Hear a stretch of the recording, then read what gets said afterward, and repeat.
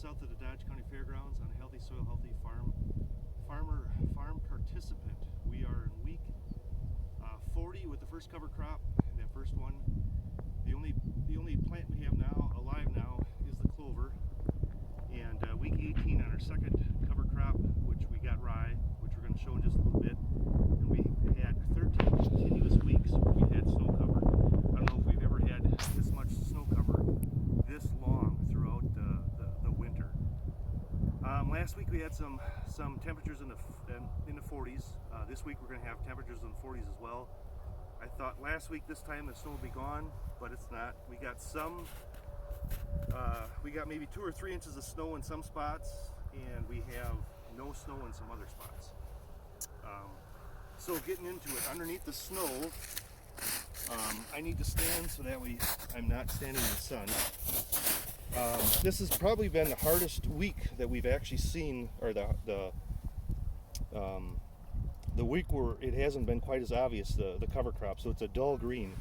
So we've got rye and rows. We didn't see any clover in this dig at all.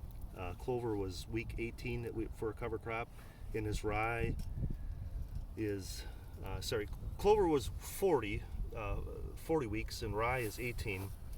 That's what we have here. We planted some oats with that as well too, but we don't have any of that alive.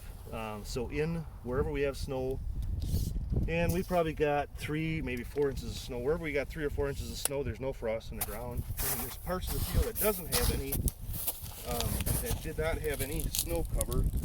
There's probably 3 inches of frost in the ground there. So, and this rye, this is week 18 for a rye cover crop. This is it's a very bright green, but some of this stuff was underneath residue. When I pull that back, you can see how bright green it is. Here's another row as well too. We got rye maybe 3, maybe it's 4 inches tall, and there's about 3 inches of frost in the ground.